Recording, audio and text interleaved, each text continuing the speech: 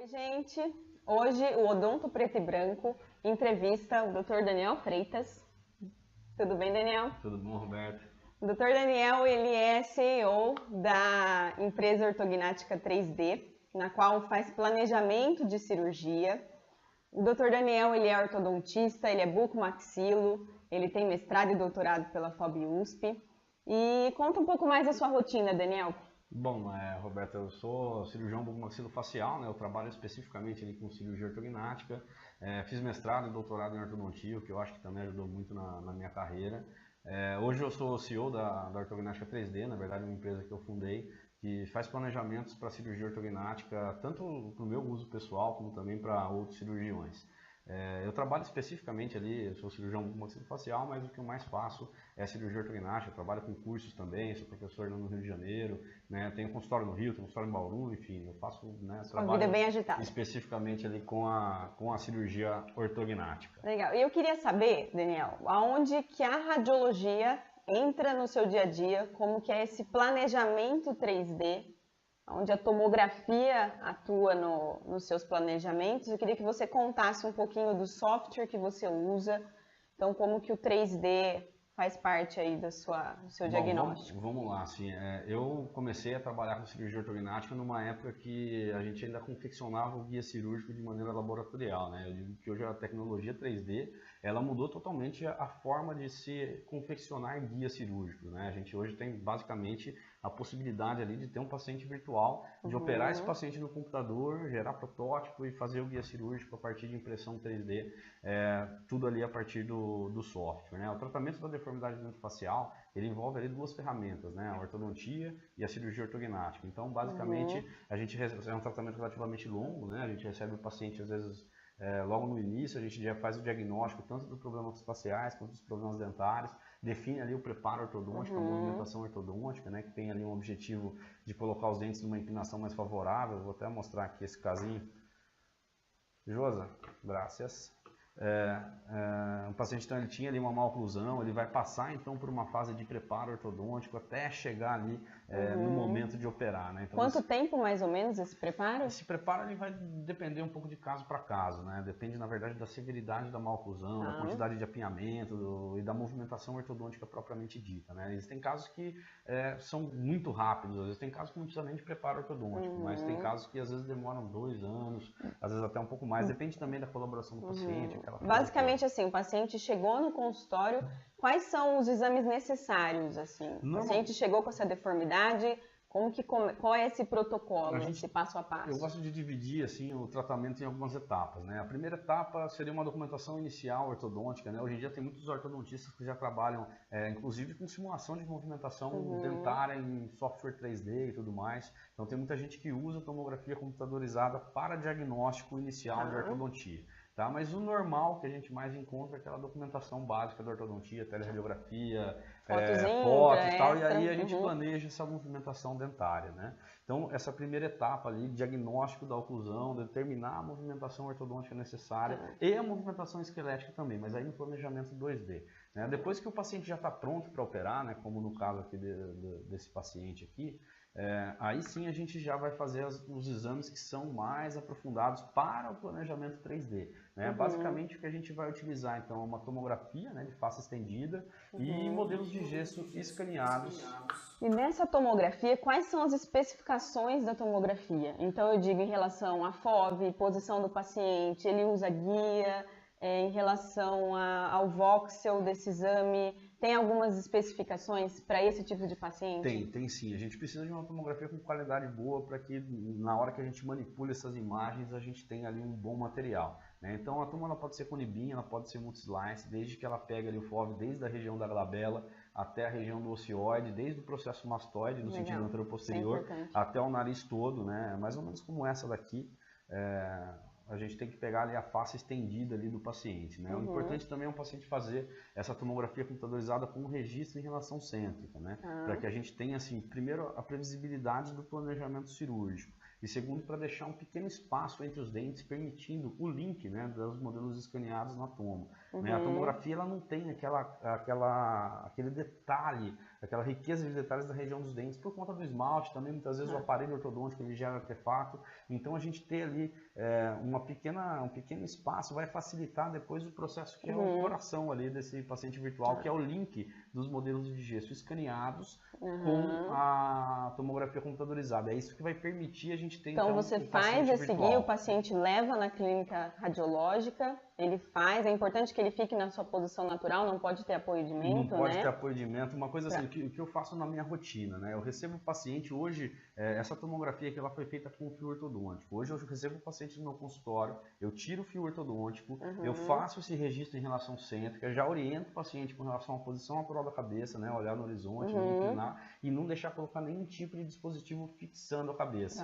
Porque a gente quer representar o tecido mole, né? E esse paciente, por exemplo, ele tem um espaço interlabial aqui aumentado. Sim. Eu vou até abrir aqui o 3D dele. Se ele sela o lado, a gente perde um pouco da previsibilidade na questão da movimentação esquelética, né? A gente movimenta o esqueleto e a gente não consegue saber exatamente ali o que vai acontecer com relação ao tecido mole. Então tem que estar ali com os lábios bem relaxados, né?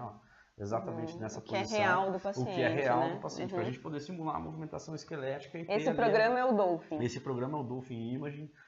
Existem vários programas, né, que fazem também o planejamento 3D, mas na minha concepção esse daqui é o que eu mais gosto de trabalhar e, sem sombra de dúvida, aí, um excelente programa para planejamento 3D. Mas o que mais importa é a qualidade dos exames, né? O fato de tirar o fio ortodôntico é uma dica muito importante ali, porque ele diminui a quantidade de artefatos também na tomografia na região dos dentes. Artefato é uma limitação, né? E isso facilita depois o link, dessa forma a gente acaba tendo um paciente virtual muito melhor do que se tiver com fio ortodôntico e se tiver os dentes tocando, porque aí funde um dente com o outro na hora de fazer o link da imagem. Do modelo escaneado com a tomo pode bagunçar um pouco e aí a gente perde previsibilidade. E nós estamos falando de uma cirurgia na face. Tem que e além dessas imagens, você consegue fazer também os traçados, né?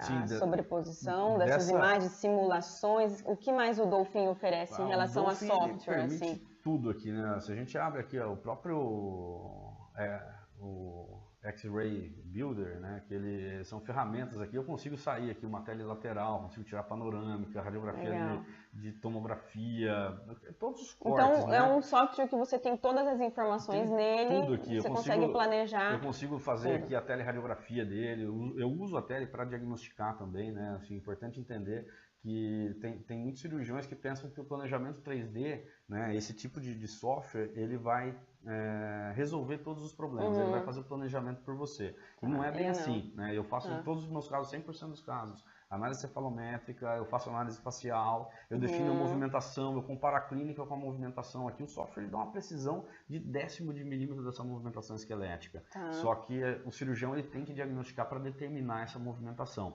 Não é chegar aqui na frente do software, sair movimentando ali o esqueleto e ver onde fica melhor, porque não é por aí. Você que tem que entender, ele só vai ajudar, né? Você tem um exemplo de algum caso assim de deformidade? Esse é um exemplo? Esse é um exemplo mesmo. Esse aqui é um paciente classe 3, né? Ele nessa época fez todos esses exames, né? Já para fazer a cirurgia, né? Eu digo que hoje mudou, né? A forma de executar. Antigamente a gente montava o articulador, fazia o traçado predictivo no 2D, simulava a movimentação muito mais manual, e confeccionava o guia cirúrgico, né? Para um processo laboratorial. Hoje a gente já tem essa possibilidade aqui, ó, de criar então esse paciente virtual, tá? Plano A. Essas são as nomenclaturas aqui dos meninos da ortognática 3D. Então aqui a gente faz todo um processo, né, na verdade, de trabalho dessa imagem ali de tomografia computadorizada. A gente cria ali uma panorâmica, determina quais são, aonde que está a mandíbula, aonde que está a maxila. Vamos abrir aqui, vai dar para a gente enxergar legal. As radiografias 2D também fazem parte dos exames com requisição ou não? Uma panorâmica ou só... Normalmente, quando eu faço a tomo aqui, dentro do próprio software, eu já consigo tirar, eu consigo radiografar o paciente em qualquer eixo aqui dentro do Dolphin, né? Então, eu consigo tirar aqui, por exemplo, uma radiografia. Essa panorâmica é uma panorâmica realizada a partir da tomografia. Sim, né? A reconstrução, né? Uma que ela reconstrução. permite. Então, quando eu peço a tomo, ela já substitui praticamente todos os outros exames. Né? Isso, uma documentação inicial de ortodontia também. Tem muito paciente, né? Às vezes até para definir o tratamento, se o cara quer operar ou não, a gente faz a tomografia logo no início do tratamento para poder simular essa movimentação esquelética para o paciente entender, né? Porque existem casos que são limítrofes, né? Casos que dá para tratar tanto com cirurgia ortognática quanto com ortodontia compensatória. E aí, para o paciente tomar a decisão entre qual tratamento ele vai escolher, o 3D é uma ferramenta de simulação muito legal que dá para a gente mostrar ali para ele como que a gente vai conduzir, né, o caso, quais são as movimentações. Aí aqui dentro já do software, né, a gente determina ali o que é a mandíbula, os modelos de gesso aqui escaneados, né, ó, a gente tem ali toda a gente faz o corte, a gente faz esse link, né, limpa essa imagem, desenha as osteotomias, né, osteotomia Leforum, osteotomia sagital da mandíbula, a gente consegue aqui desenhar essa movimentação, aonde a gente vai cortar, como a gente vai cortar, vamos ali para o mento também, a mentoplastia. A gente consegue fazer segmentação de maxila, enfim, todos os movimentos, né, que são pertinentes aí à cirurgia ortognática, é possível trabalhar aqui no software sem problema nenhum. E a gente marca vários pontos para poder saber a movimentação que vai acontecendo, tanto em tecido ósseo quanto em tecido mole, né? São vários pontos que são realizados, né? A gente está vendo aqui na imagem, né? E aí a gente vai para o módulo plano de tratamento. Então, o 3D facilitou muito, né? Tanto para o planejamento, tanto para o paciente ter essa dimensão, né? Do que ele vai... Aí, assim, como que vai funcionar? Como que funciona aqui, né? Eu já fiz o planejamento, eu já sei a movimentação que vai rolar, né? Então, eu vou lá e executo essa movimentação aqui passo a passo no software, né? Aqui eu simulei o recuo de mandíbula, dá para ver que o perfil não fica legal, fica com a mandíbula muito retruída. E aí a gente vai realizando a movimentação, enfim... Toda a movimentação possível e imaginável a gente consegue fazer. Só para a gente ter uma ideia, eu consigo pegar aqui a maxila, eu consigo fazer movimentação no sentido anteroposterior, eu consigo impactar, eu consigo pegar o paciente aqui numa vista frontal, eu consigo mexer só a maxila, movimentar a maxila e a mandíbula. Aqui essa é a correção do quente, né, que seria a inclinação do plano oclusal na vista frontal. Eu consigo subir, descer, eu consigo olhar por baixo aqui, ver interferência óssea nessa região. Vamos lá, tirar o tecido mole, fazer aqui a movimentação, giro para um lado, giro para o outro, enfim. Aqui vai ser a movimentação vai ser realizada ali de acordo com o planejamento e a vontade ali do cirurgião. Agora só preciso ver onde é que eu parei aqui. Estava aqui, aqui. Depois desse planejamento que você vai fazer o guia cirúrgico, eu queria que você me falasse também sobre o guia cirúrgico, qual que é a sua função Na verdade, assim, para executar a cirurgia ortognática, a gente opera primeiro um segmento, reposiciona um segmento e depois reposiciona o segundo segmento. A gente faz primeiro a mandíbula, depois a gente opera a maxila. É um osso que é reposicionado por vez. E esse guia cirúrgico é fundamental na cirurgia bimaxilar. Então, se eu vou operar em cima e vou operar embaixo, eu tenho que ter um guia cirúrgico para reposicionar ali a mandíbula na hora, né? Antigamente a gente fazia esses guias na cirurgia de modelo. Hoje, como eu tenho esse paciente virtual, que ele é exatamente igual ao paciente real, se a gente imprimir esse crânio aí, hoje dá para imprimir esse crânio numa impressora 3D, ele vai ser exatamente nas mesmas proporções. Então, eu consigo pegar aqui e simular, por exemplo, só a mandíbula movimentando em relação à maxila. Então, eu tenho só a movimentação da mandíbula, eu consigo simular a abertura de boca aqui no software, né? A gente dá para enxergar, né? O software abrindo. Então, eu olhando aqui essa situação, deixa eu tirar aqui o tecido mole, né? O guia cirúrgico nada mais é do que a cópia dessa relação oclusal, da maxila não operada com a mandíbula operada. Então, na hora da cirurgia, eu vou lá, eu faço a osteotomia, eu vou fraturar e eu vou colocar esse dispositivo que vai reposicionar a mandíbula durante a cirurgia. A gente bloqueia, faz um bloqueio maxilomandibular, isso depois eu tenho um videozinho aqui para mostrar. E com essa reposição, eu vou lá, fixo a mandíbula, os cotos proximais, né, o ângulo da mandíbula, né, com o côndilo, coloco duas placas ali naquela posição para poder fixar, e aí depois eu venho e faço a cirurgia da maxila. Esse daqui é o protótipo do guia, né? A gente escolhe aqui, o cirurgião, existem, né, preferências ali para começar a cirurgia operando a mandíbula. Na verdade, isso daí é uma briga eterna entre cirurgiões, né? Tem as escolas, né? Um prefere operar por cima, enfim. Eu prefiro operar por baixo, na maioria dos casos. Mas eu também não brigo com ninguém, não, que quer operar por cima. Dá para fazer os dois de uma maneira precisa, desde que os exames estejam ali muito bem confeccionados. Então a gente simula ali, né, esse guia cirúrgico, eu peço ali para o software simular ali a abertura de boca. E eu tenho aqui um protótipo, né, que vai ser gerado então aqui pelo software e ele conversa Tudo com isso, as impressoras no caso 3D. agora é outro software. É o mesmo Dolphin. É o Dolphin. É o mesmo caso. Eu terminei Então, de simular a tudo lá movimentação e aí eu passo as informações aqui para o software e falo, olha, eu quero um guia que vai começar pela mandíbula. E ele vai me dar essa relação oclusal. O guia cirúrgico é isso aqui, né? Então aqui é o arco inferior, o arco superior. É um guiazinho que copia a oclusão. A gente olha isso, parece até uma coisa ele simples, encaixa mas exatamente é uma super tecnologia, porque a gente vai Uhum. pegar esse arquivo aqui, eu gero um arquivo STL aqui, ó, exporto ele e aí eu consigo mandar ele para ser processado. São duas formas de confeccionar, ou por usinagem, que é uma pastilha de acrílico que conversa com um torno, que vai lá e usina, corta, tipo um esquema CAD/CAM mesmo, do Procera, enfim, né? Ou a gente tem as impressões 3D, que são a posição de material. E aí tem vários tipos de impressora. Você tem a impressora no seu consultório, né? Eu tenho impressora e a sua, aqui qual também, é a sua? a empresa. A minha impressora, na verdade, eu trabalho em parceria com a Traumec, que é uma fábrica, né, de placa, parafuso de titânio.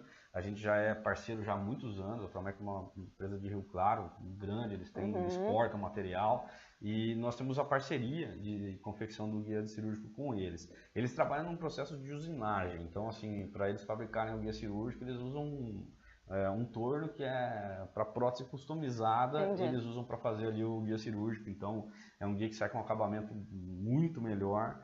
E é esse guia que a gente utiliza ali para fazer. Então esse aqui é o protótipo, né? Eu acho legal, vamos dar uma mostradinha só aqui na cirurgia. Esse caso começou então pela mandíbula, e a gente rola primeiro ali a osteotomia na mandíbula, né? Essa aqui é a osteotomia sagital, acho que não é muito tema de hoje, né? Mas tem gente que gosta de ver um sanguinho, tem gente que não. Então a gente faz ali a osteotomia. Aqui eu estou, né, fraturando a mandíbula, né, do paciente, né, gerando ali a mobilidade total ali do segmento, justamente para poder reposicionar, né? E aí o guia cirúrgico, vamos voltar aqui, 18. Ali então ele já está com o guia em posição. Já está com o guia em posição. Eu estou terminando de fraturar a mandíbula dos dois lados aqui. Esse aqui é o guia. Esse guia é exatamente aquele protótipo que foi fabricado, né, esterilizado para ser utilizado então ali no dia da cirurgia. Olha lá. Esse guia ele vai ser depois encaixado, a gente encaixa ele na maxila e aí faz o bloqueio. Eu faço um bloqueio com elástico corrente, tem muito cirurgião que usa fio de aço, mas eu faço isso aqui, uma das coisas que Então, mudou. esse bloqueio seria esse travamento. A gente tem que reposicionar, ele vai encaixar um no outro ali e vai levar a mandíbula exatamente para aquela posição. Para fixação. Para fixação, né? Depois que a gente faz esse bloqueio aqui, a gente vai lá, aqui eu estou tirando lá um excessinho do osso, né, que ficou, para poder posicionar ali o côndilo da maneira correta e colocar ali as placas de parafuso de titânio. Acho que aqui dá para ver até um pedacinho do alveolar.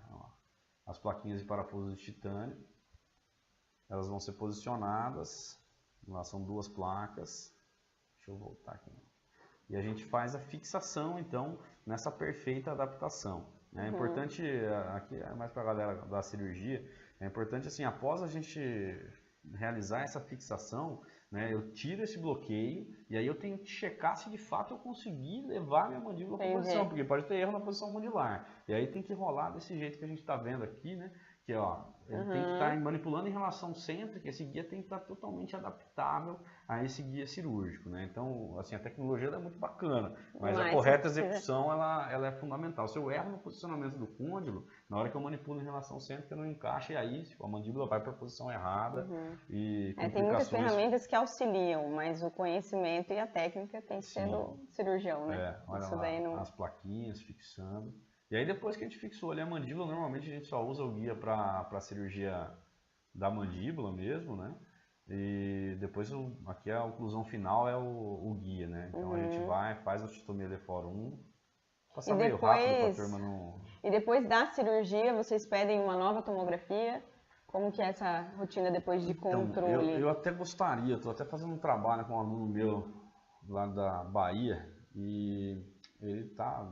só que é difícil, né? A gente às vezes fazer essa tomo, o paciente fazer depois tomo com 2 meses, com 1 ano, acaba... tem a questão, né, de custo mesmo ali do paciente. Mas ela tem uma tomografia de pós-operatório? De controle. Na maioria dos casos a gente faz. Existem alguns casos que fica inviável ali fazer a tomografia, às vezes os pacientes ali se esforçam. Quando o paciente tem um plano de saúde, a gente consegue solicitar pelo próprio convênio para avaliar a material de fixação. Mas quando a situação é um pouquinho mais difícil, né, às vezes até financeiramente, a gente solicita só panorâmica e faz o acompanhamento clínico. Né? Sim. Legal, muito interessante, Daniel. Gostei bastante do seu trabalho, de tudo que você faz, esse passo a passo, de como a radiologia está presente no seu dia a dia, no seu planejamento, no seu diagnóstico. Queria agradecer bastante a sua entrevista. Beleza, mas calma, deixa eu mostrar pelo menos o vazio que ele já operou, né? Vou mostrar o... Vamos ver aqui, né? Tem que ver a parte do depois, né? Só fala do santo e não mostra o milagre. É duro, Vamos ver o resultado final. A gente executou exatamente todo esse processo, né? Esse guia cirúrgico. E aqui tem já a imagem lá do paciente ali após a cirurgia, naquela relação da oclusão final, que foi também escaneada, e o perfil ali, né? Exatamente ali da forma como foi planejado. Enfim, mostrando que de fato, né, é uma tecnologia que gera previsibilidade e hoje basicamente o cirurgião ele não precisa mais confeccionar os guias cirúrgicos de maneira laboratorial, porque a tecnologia 3D está aí e de fato mudou aí a forma de se confeccionar os guias cirúrgicos e consequentemente de executar a cirurgia ortognática. Muito bom o resultado. Parabéns pelo seu trabalho. Muito obrigado. Foi um prazer. Obrigada, gente. Então, hoje a entrevista foi com o Dr. Daniel Freitas. Espero que vocês tenham gostado. Valeu, um grande abraço e até a próxima entrevista. Tchau. Tchau.